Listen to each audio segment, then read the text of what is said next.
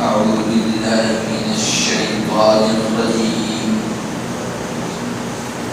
بسم الله الرحمن الرحيم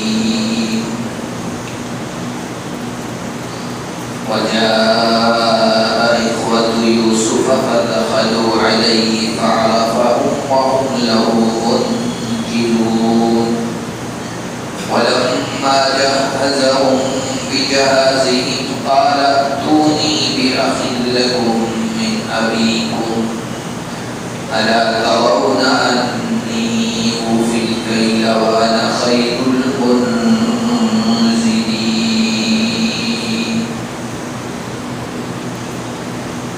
آج کے درس کا آغاز اللہ کے فضل و کرم سے سورہ یوسف کی آیت نمبر 58 سے کر رہے ہیں.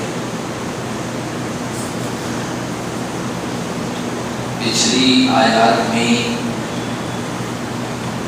یہ بات گزر چکی ہے کہ حضرت یوسف علیہ السلام آزمائشوں سے گزرنے کے بعد مصر کے تخت کے وارث بنے. اللہ تبارک و تعالی نے حکومت کی اہم ذمہ داری ان کے حوالے کر دی اور جب وہ حکومت کے ذمہ دار بنے تو بادشاہ نے جو خواب دیکھا تھا اور اس کی تعبیر حضرت یوسف نے بتائی تھی کہ 7 سال خوشحالی کے ہوں گے اور اس کے بعد 7 سال جو آئیں گے وہ قحط سالی کے ہوں گے. تو حضرت یوسف علیہ السلام نے حکومت کی باغ ڈور سنبھالتے ہی اس کے لیے انتظام کرنا شروع کر دیا. لوگوں کو یہ حکم دیا کہ خوشحالی کے بارش کے سالوں میں اپنے طور پر بھی غلہ جمع کریں, غلے کا ذخیرہ کریں اور اناج کو اسٹور کر کے رکھیں. اور حکومت کے لیول پر بھی, حکومتی سطح پر بھی اپنے طور پر اس کا انتظام کیا. جو پہلے اناج کے اسٹور تھے, خزانے تھے, وہ تھے ہی نئے خزانے, نئے اسٹور تیار کروائے. جو زمینی کاشت کے قابل تھی اس میں کھیتی کروائی, جو بنجر زمین تھی اس کو بھی کھیتی کے قابل بنوایا اور 7 سال میں خوب اناج غلہ پیدا کروایا اور جمع کر کے رکھوایا. اس کے بعد خواب کی تعبیر کے مطابق 7 سال انتہائی قحط سالی کے بھینکر حکمرانی کیا اور ان سالوں میں لوگوں کو بہت ساری پریشانیوں کا سامنا کرنا پڑا. حضرت یوسف علیہ السلام نے ایسا انتظام کیا کہ حکمرانی کے ان سالوں میں غلے اور اناج کی قیمت زیادہ نہ بڑھے, لوگ غلط فائدہ نہ اٹھائیں. جیسا کہ عام طور پر ہوتا ہے کہ جب اس طرح کے حالات پیدا ہو جاتے ہیں تو لوگ سستی چیزوں کو منہ مانگے داموں میں بیچتے. لاک ڈاؤن میں آپ حضرات نے دیکھا ہوگا. تو آپ نے اس طرح کا کنٹرول کیا کہ قیمتی زیادہ غلے کی نہ ہو پائے اور مصر کے رہنے والوں کو بھی غلہ ملتا ہے. باہر بھی اگر لوگ محتاج ضرورت مند ہیں اور وہ یہاں آئیں تو ان کو بھی مناسب ریٹ اور قیمت پر اناج فراہم کیا جائے.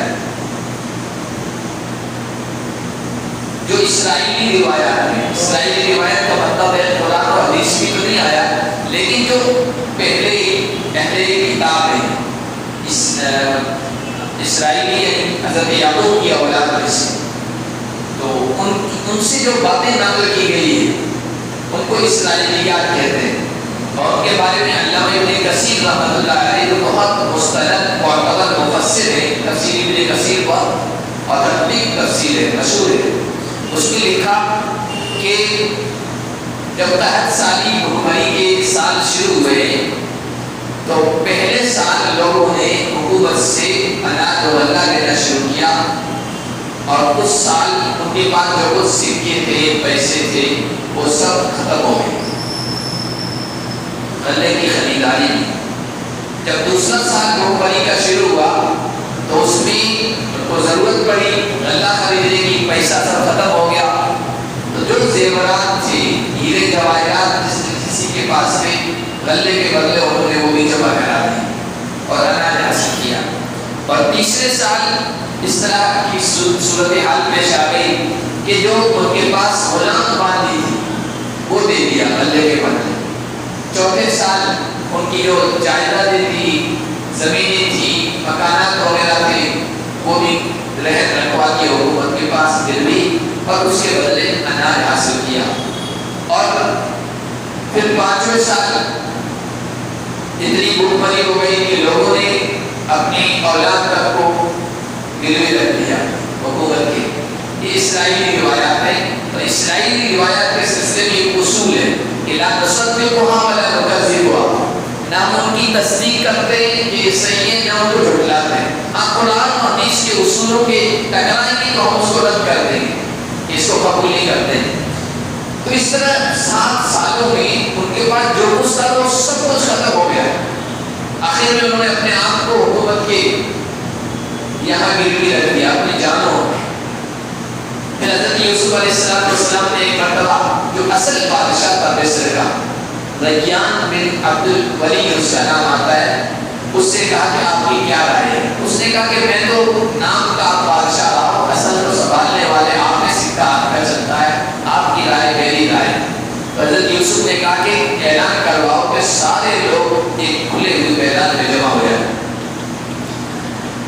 ساری عوام جمع ہوئی، وہاں پر حضرت یوسف علیہ السلام نے کہا دیکھو یہ اللہ کی طرف سے ابتلا ہے، آزمائش ہے، اور جو کچھ تم سے وصول کیا گیا ہے نہ اللہ کو اس کی حاجت ہے اور نہ مجھے حاجت ہے، اس لیے یہ سب چیزیں تمہیں واپس کی جاتی ہیں، جو بھی زر جواہر قیمت تم سے وصول کیا گیا وہ سب واپس کیا جاتا ہے۔ میں اللہ کا قاصد ہوں، اللہ کا پیغمبر ہوں، اللہ کا رسول ہوں، مجھے ان سب چیزوں کی ضرورت نہیں ہے۔ مجھے ضرورت اس بات کی ہے کہ تم سب یہ گواہی دو کہ اللہ ایک ہے، اس کے علاوہ کوئی عبادت کے لائق نہیں ہے، اس کے ساتھ کسی کو شریک نہ ٹھہراؤ۔ چنانچہ حضرت یوسف علیہ السلام کی رحمت دلی شفقت کی وجہ سے پورے مجمع نے اپنے ایمان کا اعلان کیا، شرک کو چھوڑنے کا اعلان کیا۔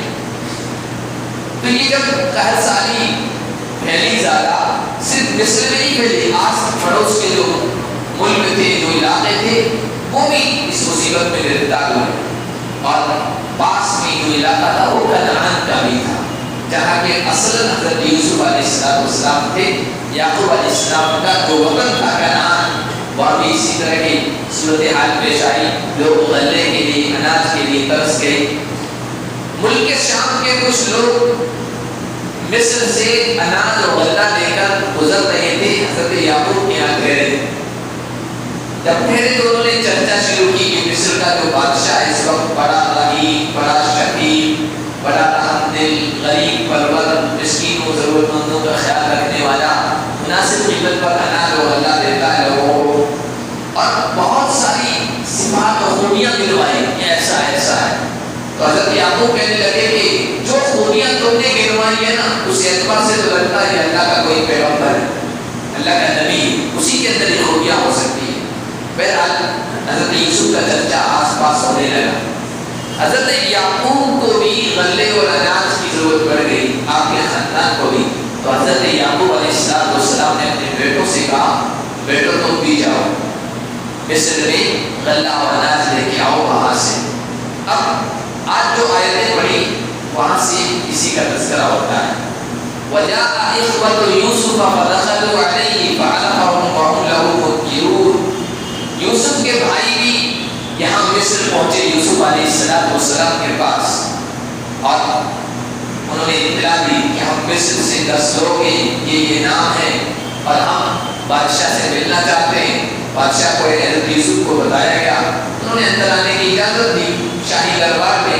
فَعَرَفَهُمْ، قرآن کہتا ہے حضرت یوسف نے ان کو دیکھ کے ان کے طرز، ان کے چال چلن، ان کے رنگ ڈھنگ، ان کے بولنے کے انداز، ان ان سب کو دیکھ کے پہچان لیا کہ یہ تو میرے بھائی ہیں. وَهُمْ لَهُ مُنْكِرُونَ لیکن وہ نہیں پہچان سکی. وہ پہچان بھی کیسے سکتے تھے جب انہوں نے حضرت یوسف کو سازش کے تحت کنویں میں ڈالا تھا. یوسف معصوم بچے تھے اور اب جب آئے ہیں تو 40 سال کے ہٹے کرتے نوجوان ہو گئے. چہرے کا سارا جغرافیہ انسان کا بدل جاتا ہے. کسی بچے کو آپ بچپن میں بالکل دیکھو 40 سال کے بعد دیکھو بات بتا تو پہچان بھی نہیں پاتے. اور پھر یہ کہ ان کے خیال کے مطابق انہوں نے یوسف کو تو کنویں میں ڈال دیا تھا اور کنویں میں ڈالنے کے بعد 20 درہم کے عوض قافلے والوں کے ہاتھوں بیچ بھی دیا تھا. وہ تو غلام تھے. وہ حکومت کے تخت کے ذمہ دار کیسے بن سکتے ہیں؟ وہ سوچ بھی نہیں سکتے تھے. ان کے خیال میں بھی نہیں آ سکتا تھا.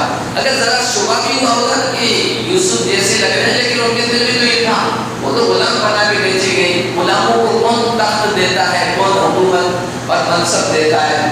تو حضرت یوسف کو نہیں پہچان سکتے. حضرت یوسف علیہ السلام نے ان کو شاہی دربار میں شاہی مہمان خانے میں ٹھہرایا. 5 دن منتقل ان کی خاطرداری کی, مہمان نوازی کی, ان کو ٹھہرا ہی رکھا.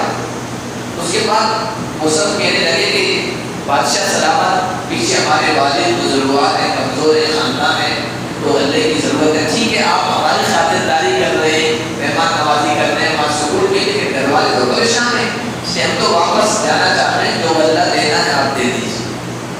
حضرت یوسف علیہ السلام نے اپنی درخواست قبول کی اور ان کو جو اللہ تھا وہ دیا. حضرت یوسف نے باہر کے لوگوں کے لیے, مصر سے باہر کے لوگوں کے لیے طے کر رکھا تھا کہ ایک اونٹ پر جتنا اناج و غلہ ڈالا جا سکتا ہے وہ دیا جائے گا ایک آدمی کو, فی کس آدمی کو ایک اونٹ کا غلہ. قرآن کہتا ہے وَلَمَّا جَهَّزَهُم بِجَهَازِهِمْ, جب ان کا سامان ان کو تیار کر کے دے دیا, اونٹوں پر لدوا دیا, تو جب یہ آئے تھے حضرت یوسف نے اس انداز سے کہ ان کو بھنکنے لگے, بتانے لگے, سارے گھر کے حالات پوچھ لیے.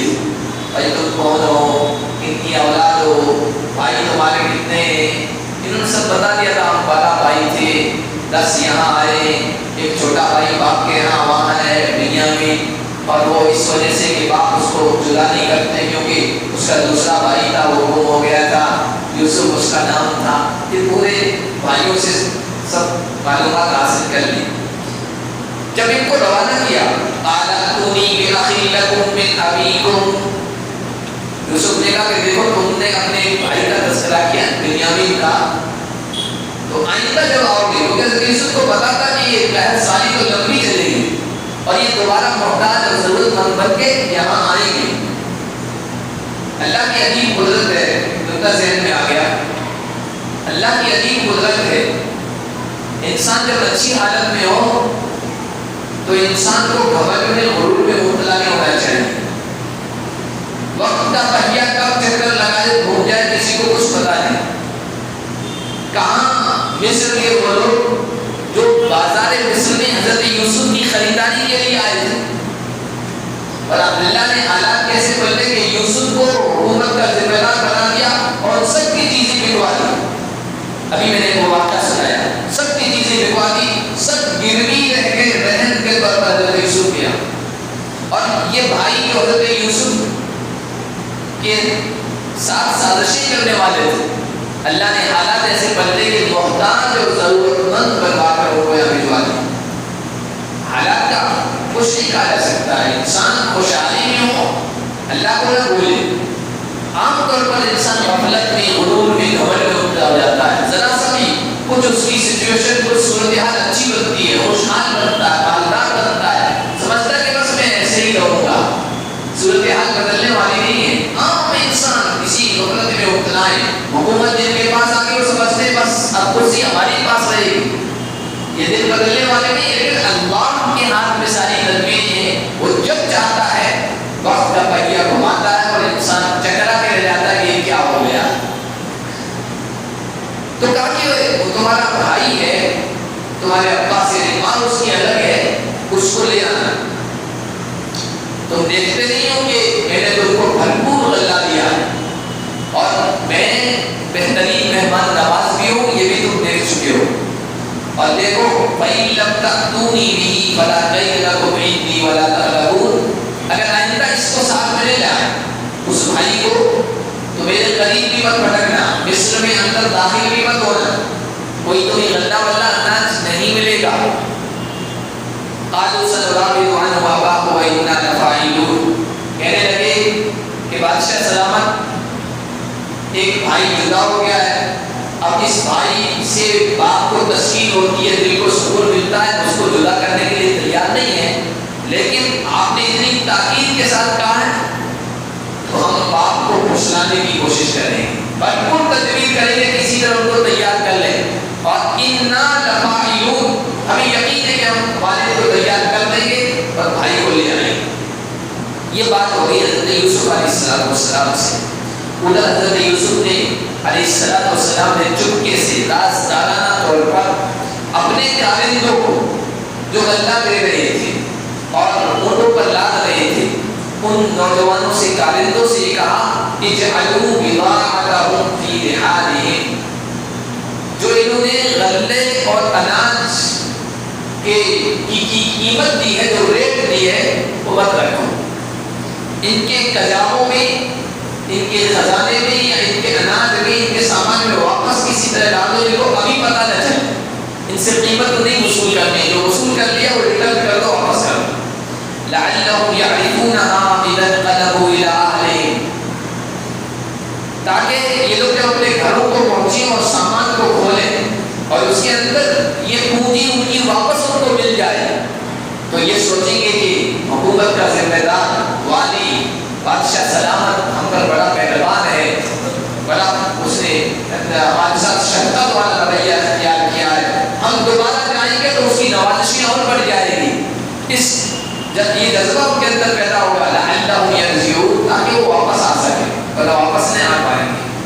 فلما رجعوا الى ابيهم قالوا يا ابانا منع منا الكيل، جب بھائی غلہ لے کر اپنے والد کے پاس لوٹے، کنعان اپنے وطن پہنچے تو سارے صورت حال سنائے۔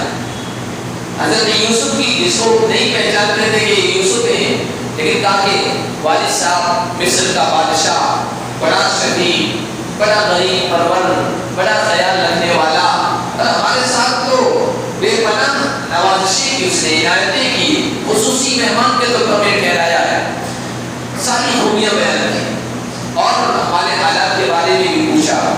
ہاں ابا جان، انہوں نے یہ بھی کہا ہے منع من الکیل، آئندہ اگر تم اپنے بھائی کو نہیں لے آؤ گے تو پھر تمہیں غلہ نہیں دیا جائے گا۔ فارسل معنا اخانا نقتل وانا له لحافظون، لہذا ہمارے ساتھ ہمارے بھائی بنیامین کو بھیجیے اور آپ اندیشہ نہ کریں، گھبرائیں نہ، انشاءاللہ ہم ان کی حفاظت کرنے والے ہیں۔ آپ یہ سوچیں نا کہ یوسف کے ساتھ تو یہ معاملہ ہو گیا، پھر یہ بنیامین میرے دل کے سکون کا، قلب کے اطمینان کا ذریعہ ہے، یہ بھی غائب ہو جائے گا، یہ بھی جدا ہو جائے گا، ہم حفاظت کرنے والے ہیں۔ حضرت یعقوب نے یہ سنتے کہ بھائی کو ہمارے ساتھ بھیجو، ان کے دل پر کب کبھی تاری ہو گئی، ایک انہونی جو کہ پہلے گزر چکے تھے ایک صدمے سے، اب پتہ نہیں کہیں دوسرا صدمہ سہنا نہ پڑے، کہنے لگے هل آمنتم علیہ الا کما امنتکم علی اخیہ من قبل، کیا میں تم پر اطمینان کر لوں، اعتماد کر لوں، جیسا کہ میں نے اس سے پہلے اس کے بھائی کے سلسلے میں اعتماد کر لیا تھا۔ بھروسہ تو تم پر نہیں ہوتا ہے، اطمینان نہیں ہوتا ہے۔ علماء نے عجیب بات دیکھی، انسان کو جھوٹ سے پرہیز کرنا چاہیے۔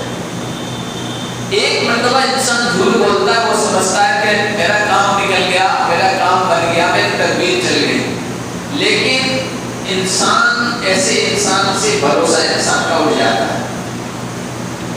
تو حضرت یعقوب کو بھی اپنے بیٹوں کے سلسلے میں بھروسہ نہیں تھا، لیکن پھر کہنے لگے اچانک فاللہ خیر حافظا، تم یہ کہتے ہو کہ ہم عبادت کرنے والے ہیں، نہیں تمہاری حفاظت کیا، پہلے تم نے یوسف کی کون سی حفاظت کر دی، اس وقت بھی تو تم نے یہ کہا تھا ہم اپنے بھائی کا خیال رکھیں گے، کیسے بھیڑیا کھا جائے گا، لیکن تمہاری حفاظت کام نہیں آئی۔ اللہ بہترین حفاظت کرنے والا ہے، اور وہ الرحیم، اور بڑا رحیم ہے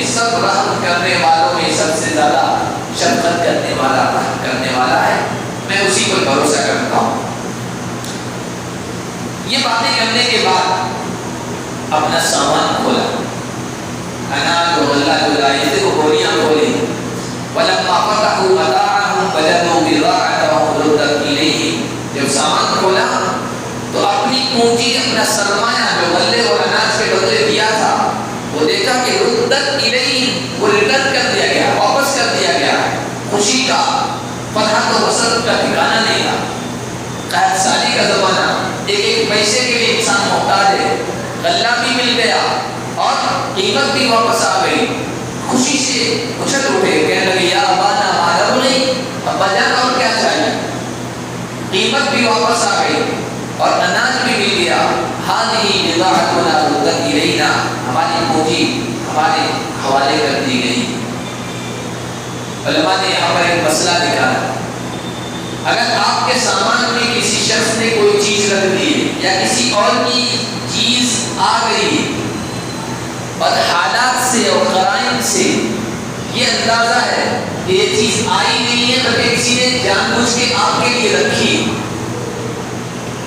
جان بوجھ کے اس نے قصداً آپ کے لیے رکھی ہے، حالات سے یہ اندازہ ہو تو آپ اس کو تصرف میں لا سکتے ہیں، اس کا استعمال کر سکتے ہیں، اس کو اپنے کام میں لا سکتے ہیں۔ جیسے یہاں پر ان کا غالب گمان یہی تھا کہ یہ ایسے ہی نہیں آ گئی بھولے سے یہ قیمت، بلکہ بادشاہ نے جان بوجھ کر اپنی لوٹائی۔ ہاں اگر کنفیوژن ہو سکتا ہے بھولے سے کسی نے رکھ دی ہو اور ہو سکتا ہے لوٹا دی ہو، تو پھر وہاں تحقیق کرنا ضروری ہے۔ جس نے رکھی ہے یا جہاں سے آئی ہے وہاں معلومات کر لیں کہ بھائی یہ کیسے آئی، آپ نے بھولے سے اس میں ڈال دی ہے یا واقعی ہمیں دینے کے لیے ہمارے سامان میں رکھی۔ وَنَبِيلُ أَهْلَنَا وَنَحْفَظُ أَخَانَا وَنَزْدَادُ كَيْلَ بَعِيرٍ، ابا جان اور کیا چاہیے؟ قیمت واپس آ گئی، پیسے واپس آ گئے، غلہ مل گیا، آپ ہمیں اب اپنے بھائی کے ساتھ دوبارہ واپس روانہ کیجیے، بنیامین کو ہمارے حوالے کر دیجیے، گھر والوں کے لیے ہم غلہ لے کے آئیں گے اور بھائی کی حفاظت کریں گے۔ اب کی مرتبہ ابھی جو ہم 10 اونٹ غلہ لائے ہیں تو اب کی مرتبہ 11 لے کے آئیں گے۔ نزداد کیل بعیر، ایک اونٹ کے برابر اناج و غلہ اور مل جائے گا۔ فذلک کیل یسیر، ابھی جو غلہ ہے یہ بہت کم ہے، قحط سالی کو، حالات کو دیکھتے ہوئے یہ زیادہ دن نہیں چلنے والا ہے، بنیامین کو ہمارے حوالے کیجیے، ہم دوبارہ جاتے ہیں۔ قال لنرسله معكم حتى تؤتوني موثقا من الله، حضرت یعقوب نے کہا ہرگز تمہارے ساتھ نہیں بھیج سکتا، ہمیں اعتماد نہیں۔ ہاں اللہ کا نام لے کر پختہ قول و قرار دو مجھے، اللہ کی قسم کھا کر بات کہو کہ بھائی کی پوری حفاظت کریں گے، یوسف کے ساتھ جو معاملہ ہوا ہے وہ نہیں ہونے دیں گے، تو ٹھیک ہے ورنہ نہیں۔ ہاں الا ان یحاط بکم، مگر یہ کہ تم سب کو گھیر لیا جائے۔ ایسا نہیں کہ صرف یوسف کے ساتھ تو مصیبت پیش آ گئی تو کوئی نہیں، کچھ نہیں ہوا، اس مرتبہ بھی ایسا ہی ہو جائے، تم میں سے کسی کو کچھ نہ ہو اور بنیامین کو کوئی مصیبت پیش آ جائے، سب کسی مصیبت میں گرفتار ہو جائیں تو ہوتا ہے ایسا۔ لیکن صرف ایک بچے کو ہو، ایک بچے کے ساتھ کوئی اس طرح کی صورتحال پیش آ جائے، باقی تم سب محفوظ رہو، تو یہ تو بات سمجھ میں آنے والی نہیں ہے۔ ہاں تم سب کو گھیرے، عاجز آ جاؤ، بے بس ہو جاؤ اور سب کسی مصیبت میں گرفتار ہو جاؤ، غلط بات ہے۔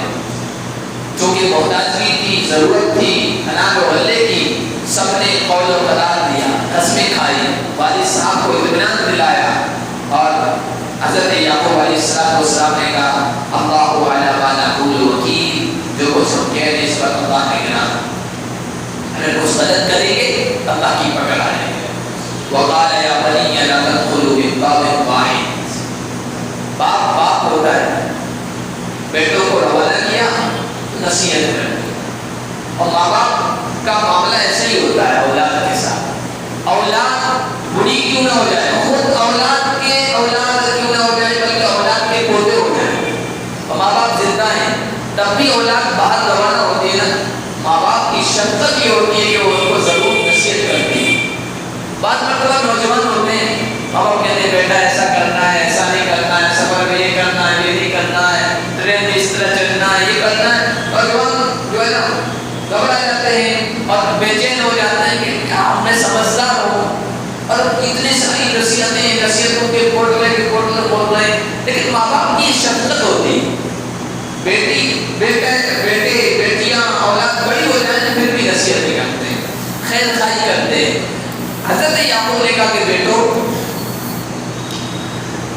تم جا رہے ہو ہٹے کٹے خوبصورت نوجوان قدومن گڑین کہا کہ ایک دروازے سے مت داخل ہو،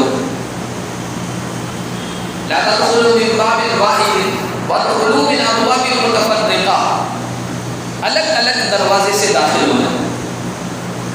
یہ کیوں کہا؟ اس کی ایک وجہ تو علماء نے یہ لکھی کہ قحط سالی بھوکمری اکال کا زمانہ تھا اور ایک دم ہٹے کٹے اس طرح 10 کے 10 11 کے 11 نوجوان اگر ایک ساتھ داخل ہو تو لوگوں کو شبہ ہو سکتا ہے کہ لوٹ مار کے لیے نہ اور کو گرفتار کر لیا جائے، جیل کے اندر ڈال دیا جائے، پھر معاملہ گڑبڑ ہو جائے گا۔ ایک وجہ یہ لکھی۔ دوسری وجہ لکھی کہ خوبصورت نوجوان تھے، نبی آتے تھے، نبی کے خاندان کے تھے، ایک ساتھ جب داخل ہوں گے تو لوگوں کی نظر پڑے گی اور کہیں ایسا نہ ہو کہ نظر لگ جائے۔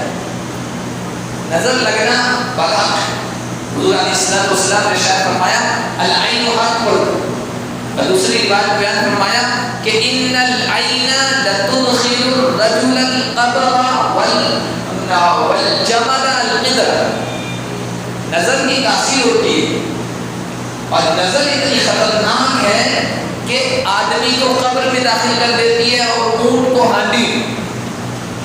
بات بتاؤ، نظر لگنے کی وجہ سے انسان طرف جاتا ہے، بیماری مطلب جاتا ہے، ختم ہو جاتا ہے۔ اور اونٹ اگر ہٹا کٹا ہے، کوئی بھی جانور، اونٹ بطور مثال کا ہے، عربوں کے نزدیک قیمتی چیز تھی، کہ اونٹ پر بھی اگر کوئی نظر ڈالتا ہے اور نظر لگ جاتی ہے تو اس کو ذبح کرنا پڑتا ہے، ہانڈی بھی پھر پکانا پڑتا ہے۔ نظر کی تاثیر ہوتی ہے، اس لیے حدیث شریف میں آیا کہ جب کوئی چیز تمہیں اچھی لگے، اولاد اچھی لگے اپنی یا کسی اور کی، کسی کا مال، کسی کی دولت، کسی کا کارخانہ، کسی کا گھر، کسی کا بنگلہ، کسی کی گاڑی، کوئی بھی چیز اچھی لگے تو فوراً زبان پر لے آؤ ماشاء اللہ لا حول ولا قوت الا باللہ۔ اس سے پھر نظر جو ہے غلط، اس کا نقصان نہیں ہوگا ورنہ نقصان ہو جائے گا۔ اور اس طرح کے واقعات ہوتے ہیں ہمارے یہاں، بہت سارے اس طرح واقعات ہیں۔ بعض گاؤں اس میں مشہور ہے کہ اس گاؤں والوں کی نظر لگتی ہے، بعض افراد لوگ مشہور ہے کہ ان کی نظر لگتی ہے، ان سے بچ کے رہنا چاہیے۔ گھر مکان بنایا، وہ گزر رہا تھا کیا مکان بنایا، شام کو دراریں پڑ گئی مکان کے اندر، یہ حقیقت ہے۔ جانوروں پر نظر لگ جاتی ہے، اولاد پر نظر، کبھی کبھی انسان کی خود کی نظر لگ جاتی ہے۔ آئینے میں اگر آپ کو اپنے آپ کو دیکھیں نا تو کریں ماشاء اللہ لا قوت الا باللہ پڑھے، ورنہ خود کی نظر لگ جاتی ہے۔ حدیث شریف میں حضرت سہل بن حنیف سفر میں تھے حضور کے ساتھ اور بہت خوبصورت انسان، وہ نہانے لگ گئے، پردے میں نہا رہے تھے لیکن یوں جسم اوپر دیکھ رہا تھا۔ حضرت عامر ایک صحابی تھے، وہ گزرے وہاں سے، ان کی نظر اچانک پڑ گئی ان کے جسم پر، جسم اتنا خوبصورت کہنے لگے واللہ ما رأیت اليوم، آج کی طرح کوئی خوبصورت میں نے انسان نہیں دیکھا، یہاں تک کہ قوالی پردہ نشین لڑکی بھی اتنی خوبصورت نہیں، اس کا جسم، ان کا جسم اتنا خوبصورت ہے۔ ان کا یہ کہنا تھا کہ سارے ہمیں بس طرف تھے، گر گئے، بے ہوش ہو گئے۔